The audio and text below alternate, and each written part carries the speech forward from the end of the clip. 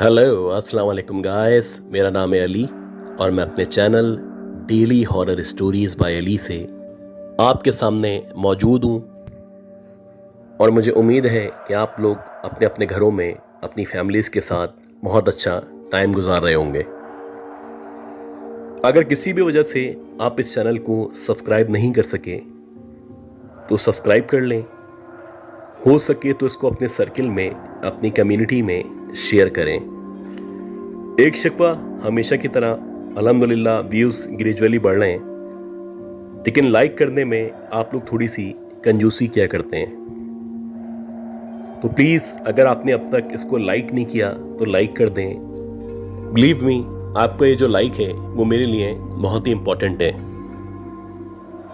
इसके साथ साथ अगर आप अपनी स्टोरीज को शेयर करना चाहते हैं, आप व्हाट्सएप कर सकते हैं, ईमेल कर सकते हैं या अपनी आवाज़ में रिकॉर्ड करके भेज सकते हैं। गाइस, आज की ये जो स्टोरीज हैं ये तीनों बड़ी ही ज़बरदस्त स्टोरीज हैं, बहुत हॉरिफिक स्टोरीज हैं। और इसमें जो सबसे पहली स्टोरी है, ये स्टोरी हमें जैद साहब ने भेजी है और उनका ताल्लुक इंडिया से है। ये जो इंसिडेंट था ये इनके दादा के साथ 1935 में पेश आया था। इनके दादा इंडिया के एक बहुत मशहूर जगह अमृतसर के एक गांव में रहा करते थे और जिस वक्त ये इंसिडेंट पेश आया था उस वक्त इनके दादा तकरीबन 11 या 12 साल की एज के थे। अब पुराने लोग थे, इन लोगों की जो डिपेंडेंसी थी वो आमतौर पे ज़राअत के ऊपर या एग्रीकल्चर के ऊपर हुआ करती थी। अक्सर इनके दादा की ड्यूटी लगा करती थी कि वो खेतों में जाएं, खेतों में जाने के बाद उनको पानी दें या उन खेतों की देखभाल करें। वैसे ही एक दिन था और दिन के तकरीबन 4-4:30 बजे का टाइम था। इनको कहा गया कि एक दफ़ा खेतों का चक्कर लगा के आएं और देख लें कि वहाँ पे कोई जानवर वगैरह या इस तरह की चीज़ तो मौजूद नहीं है जो खेतों को या फसल को नुकसान पहुँचा सके। हल्की हल्की सर्दी हो रही थी और 4-4:30 बजे जब ये वहाँ से निकले तो 15-20 मिनट के अंदर अंदर ये अपने खेतों में पहुँच चुके थे। मगरिब होने में तकरीबन आधा घंटा बाकी था और इनकी कोशिश थी कि मगरिब के टाइम तक या मगरिब से पहले जो भी काम है उसको मुकम्मल कर लें। लेकिन अक्सर औकात कहा जाता है कि आप जितनी जल्दी किया करते हैं उतनी ही देर लगा करती है। तो ऐसे ही जब ये फ्री हुए तो मगरिब होके तकरीबन आधा घंटा गुजर चुका था और अब मुकम्मल तौर पे ये जो खेत थे वो अंधेरे में डूब चुके थे। पुराना दौर था और ये जो पुराने दौर के लोग हुआ करते थे ये मेंटली बहुत ज़्यादा स्ट्रांग हुआ करते थे। इनके पास एक लाठी मौजूद थी और एक लाठी के अलावा एक माचिस मौजूद थी और ये आहिस्ता आहिस्ता खेतों से निकलते हुए अपने घर की तरफ बढ़ रहे थे। कुछ देर तक सब कुछ नॉर्मल था, लेकिन जैसे जैसे ये आगे बढ़ रहे थे वैसे वैसे इनको एहसास हो रहा था कि जैसे शायद इनके पीछे किसी ने चलना शुरू किया है। अब शुरू में इनको ऐसा लगा कि शायद सर्दी हो रही है और हल्की हल्की हवा चल रही है, तो इसलिए हवा की जो आवाज़ है वो आ रही है। इन्होंने मुसलसल चलना जारी रखा और बजाय इसके कि पीछे मुड़ के देखते ये आगे बढ़ते चले गए। अभी ये कुछ मज़ीद कदम ही चले थे कि अब इनको बाकायदा वाज़े तौर पे किसी के कदम ज़मीन पे रखने की या धम धम करने की आवाज़ आने लगी। अब ये जो आवाज़ थी ये हवा की आवाज़ से बहुत मुख्तलिफ आवाज़ थी और ऐसा लग रहा था कि कोई भारी सा वजूद है जो बार बार अपने कदम ज़मीन पे रख रहा है और उसके कदम ज़मीन पे रखने की वजह से ये जो आवाज़ है वो पैदा हो रही है। इनको जब यकीन हो चला कि कोई इनके पीछे है और इनको फॉलो कर रहा है तो इन्होंने एकदम से पलटकर पीछे की तरफ देखा। ये बताते हैं कि जैसे ही मैं पलटा और पलट के मैंने पीछे देखा तो मैंने देखा कि एक औरत है जिसने काले कलर की साड़ी पहनी हुई है, उसका जो हुलिया है या उसका जो लिबास है वो बहुत गंदा है और उसके पूरे जिस्म पे, ख़ास तौर पे उसके बालों में बहुत ज़्यादा मिट्टी लगी हुई है। अब जैसे ही उस औरत ने इनको पलटते हुए देखा तो वो इनको देखने के बाद एकदम से मुस्कुराने लगी और ना सिर्फ मुस्कुराई बल्कि मुस्कुराने के साथ साथ एक अजीब सी ज़बान में उसने इनको पुकारना शुरू कर दिया। अब ये जो औरत थी जिस ज़बान में इनको पुकार रही थी या इनसे बात कर रही थी, ये ज़बान इससे पहले ना इन्होंने सुनी हुई थी, ना इस ज़बान के बारे में ये कुछ जाना करते थे। बहरहाल इन्होंने अपने गांव के अंदर बहुत सारे बुजुर्गों से ये सुन रखा था कि इस गांव के अंदर इन खेतों में ख़ास तौर पे अंधेरा होने के बाद एक औरत नज़र आया करती है और गांव वालों में बहुत सारे लोगों ने अक्सर उसको रात के औकात में घूमते फिरते देखा है और गांव वाले बताया करते थे कि उस औरत की या उस चुड़ैल की पहचान ये है कि उसके जो पाँव हैं वो उल्टे पाँव हैं। अब जैसे ही इनके जहन में वो चीज़ आई तो इन्होंने एकदम से उसके पाँव पे गौर करना शुरू किया। जैसे ही इनकी नज़र उसके पाँव के ऊपर पड़ी, ये बताते हैं कि उसके जो पाँव थे वो उल्टे पाँव थे और उन पाँव की जो उंगलियां थीं वो पीछे की तरफ थीं और उसकी जो एड़ियां थीं वो आगे की तरफ थीं। इसके साथ साथ उसकी जो उंगलियां थीं वो 3 बड़ी बड़ी उंगलियां थीं, जबकि इंसानों की या औरतों की 5 उंगलियां हुआ करती हैं। अब क्योंकि ये पुराने दौर के लोग थे, इतनी जल्दी डरना या परेशान होना इनके खून में शामिल ही नहीं था, तो इनको अंदाज़ा तो हो चुका था कि इनके सामने जो औरत खड़ी हुई है वो बुनियादी तौर पे पिछल पैरी है। इन्होंने अपने बड़ों से, अपने बुजुर्गों से सुन रखा था कि जब भी आपका सामना किसी चुड़ैल से या किसी पिछल पैरी से हुआ करता है तो या तो आप आग जला लें, आग जलाने से वो भाग जाया करती है, या फिर एक और चीज़ थी कि अक्सर बुजुर्ग कहा करते थे कि अगर आपके पास आग या माचिस मौजूद नहीं है तो आप अपने कपड़े उतार दें। ये एक बड़ी अजीब सी बात है, लेकिन इसके बारे में मैंने बहुत सारे लोगों से कंफर्म किया है और उनका यही ख्याल है कि गए वक्तों में लोग चुड़ैल को भगाने के लिए इस तरह भी किया करते थे।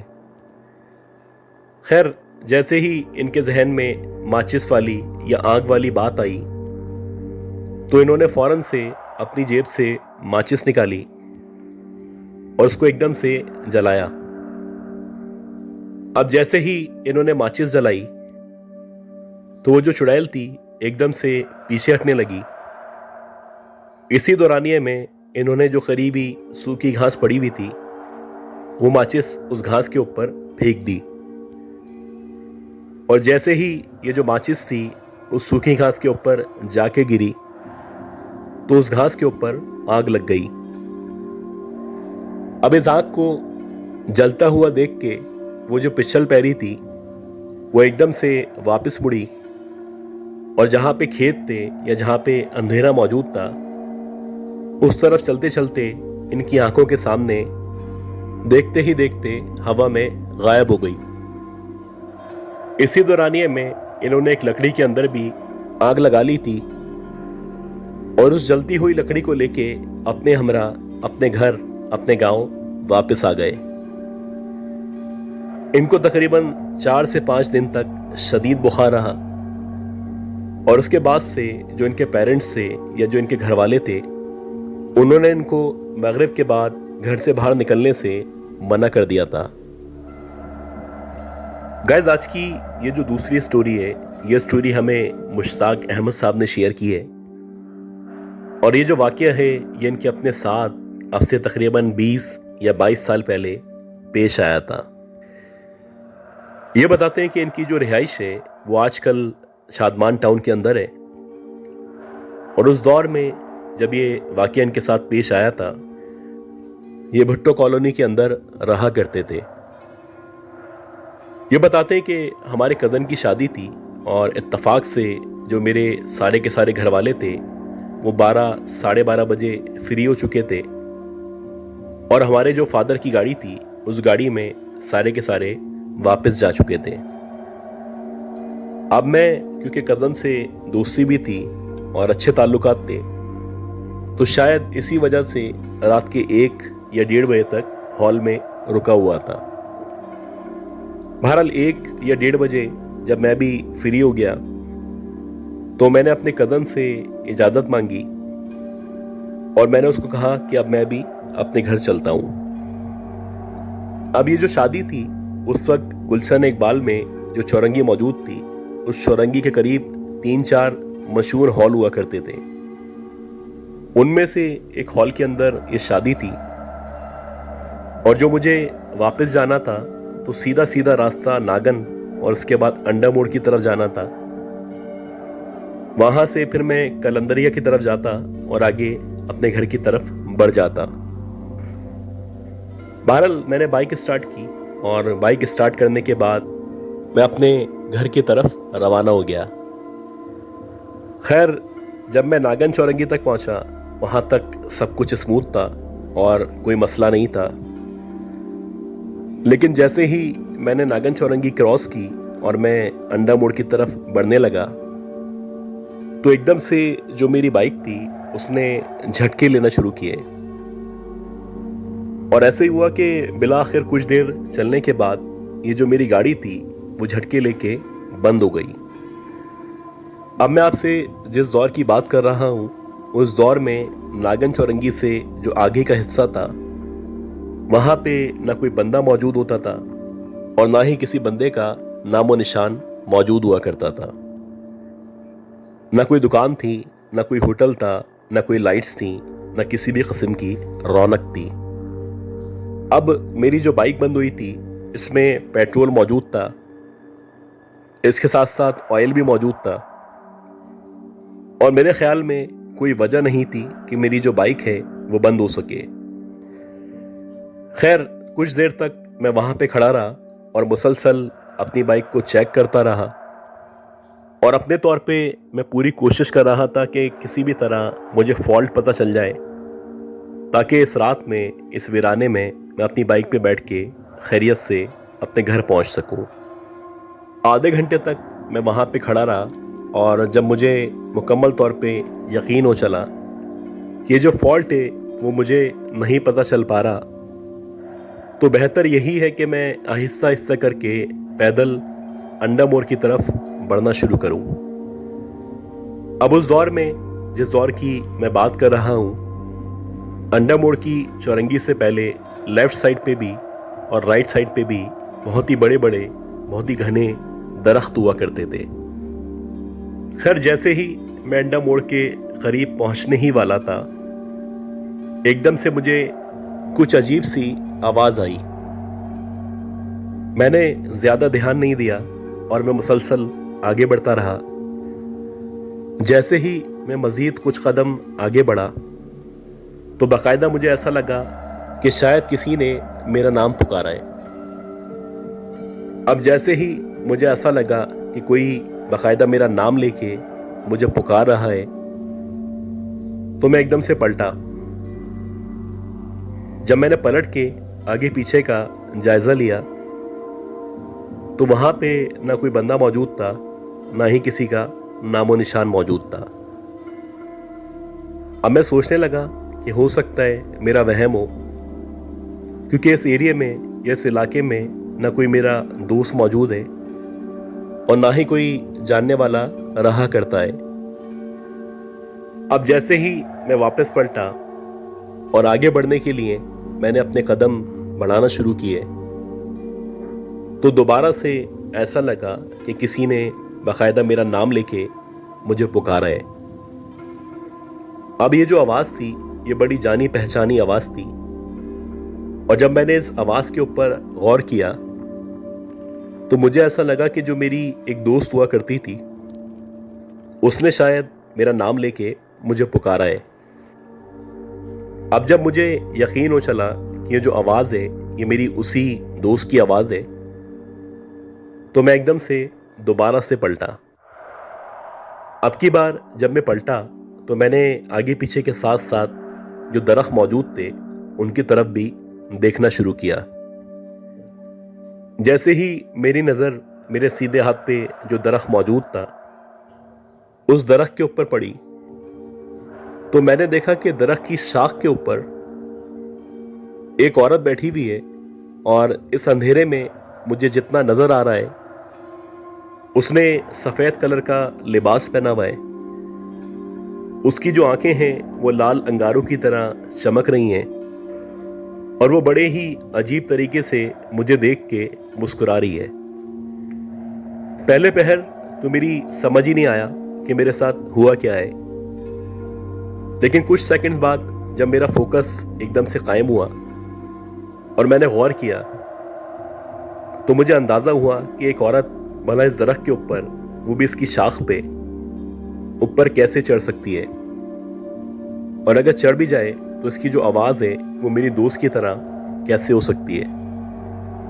जैसे ही ये ख्याल मेरे जहन में आया मैं फौरन से पलटा और पलटते ही जितना तेज हो सकता था वहां से मैंने चलना शुरू किया।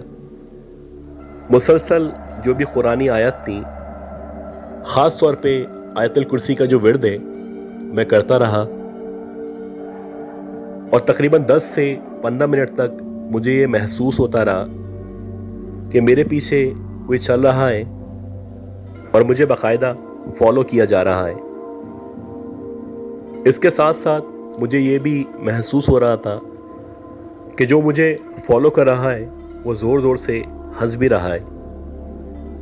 खैर अल्लाह का शुक्र है कि 1 घंटे के अंदर अंदर जैसे तैसे मैं अपने घर पहुंचा, और जब मैं अपने घर पहुंचा तो इस दौरानिये में ही मुझे पता चल चुका था कि मुझे शदीद सर्दी लगना शुरू हो चुकी है और ये जो मामला है ये बुखार की तरफ बढ़ रहा है।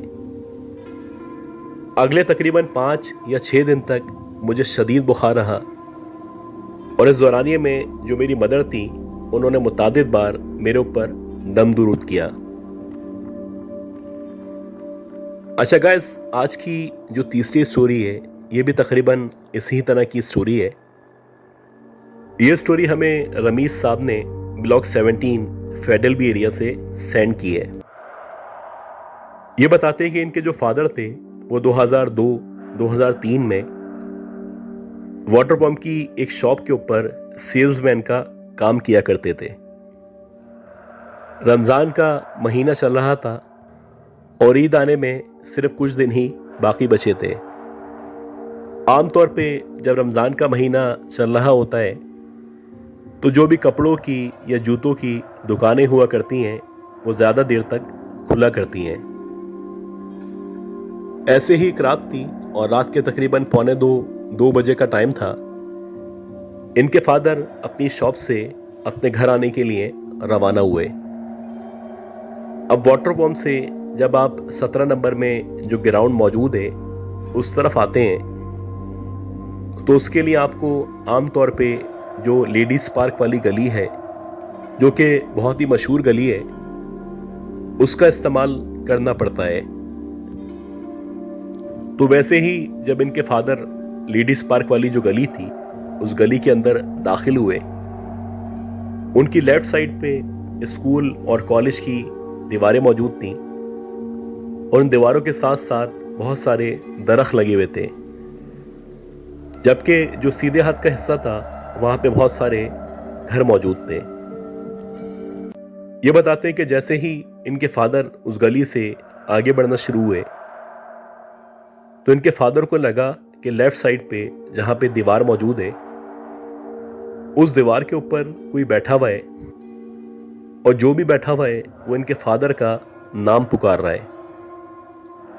अब पहले तो ये समझे कि शायद इनका वहम है, लेकिन जब मुसलसल वो इनका नाम पुकारने लगा तो अल्टीमेटली इनके फादर ने मुड़ के देखा। जैसे ही इनके फादर ने उस दीवार की तरफ या उन दरख्तों की तरफ देखना शुरू किया तो इनके फादर बताते हैं कि दीवार के ऊपर एक आदमी बैठा हुआ था। बज़ाहिर उसका जो कद था वो 3-3.5 फीट का था, लेकिन उसकी जो शक्ल थी उसको देख के ऐसा लग रहा था कि जैसे 80 या 85 साल का कोई बूढ़ा है। इसके साथ साथ उसका जो सर था, उस सर के ऊपर ऐसा लग रहा था कि छोटे छोटे 2 सिंग मौजूद हैं। गर्ज के उस आदमी का जो चेहरा था वो बहुत ही खौफनाक, बहुत ही भयानक चेहरा था। और जैसे ही उस आदमी ने देखा कि ये पलट के उसको देख रहे हैं, तो उसने एकदम से दीवार के ऊपर से नीचे जंप मारी और इनके फादर की तरफ बढ़ना शुरू कर दिया। इस दौरानिए में इनके फादर पलटे और पलटते ही उन्होंने भी ग्राउंड की तरफ भागना शुरू कर दिया। इनके फादर बताते हैं कि जैसे जैसे मैं ग्राउंड की तरफ भाग रहा था, वैसे वैसे वो जो छलावा था या वो जो भी मखलूक थी मुसलसल मुझे फॉलो कर रही थी। बिला आखिर जब मैं ग्राउंड के करीब पहुंचा और मैंने वापस पलट के उसकी तरफ देखा, तो मैंने देखा कि वो जो छोटे से कद का छलावा था वो अब तकरीबन 7 या 8 फीट के छलावे में तब्दील हो चुका है। यानी कि उसका जो कद था वो देखते ही देखते इस दौरानिए में एकदम से 7 या 8 फीट का हो चुका था। मुसलसल ये अपने घर की तरफ भागते रहे और इस दौरानिए में जो भी इनको आयत आती थी मुसलसल ये उन आयत की तिलावत करते रहे। जैसे तैसे करके जब ये अपने घर पहुंचे और उन्होंने अपने घर पहुंच के अपने दरवाजे को पीटना शुरू किया, तो ये बताते हैं कि तब तक मुझे ऐसा महसूस हो रहा था कि वो जो छलावा है, ये जो भी शेप शिफ्टर है, वो मेरे बहुत ही करीब मौजूद है। खैर अल्लाह अल्लाह करके इनके जो पेरेंट्स थे उन्होंने दरवाज़ा खोला और उसके बाद जैसे तैसे करके ये अपने घर के अंदर एंटर हो गए। गाइस, उम्मीद करता हूँ ये जो 3 छोटी छोटी स्टोरीज थी, ये सारी की सारी स्टोरीज आपको पसंद आई होंगी। अगर आपको ये स्टोरीज पसंद आई हैं तो प्लीज़ मेरे चैनल को लाइक करें, सब्सक्राइब करें और शेयर करें। दुआ करें कि अल्लाह ताला मुझे, मेरी फैमिली को, हम सबको, आपकी फैमिलीज़ को सेहत दे, ज़िंदगी दे और कामयाबी दे। अगली अपलोड तक के लिए अपना बहुत ही ख्याल रखिएगा। अल्लाह हाफिज़।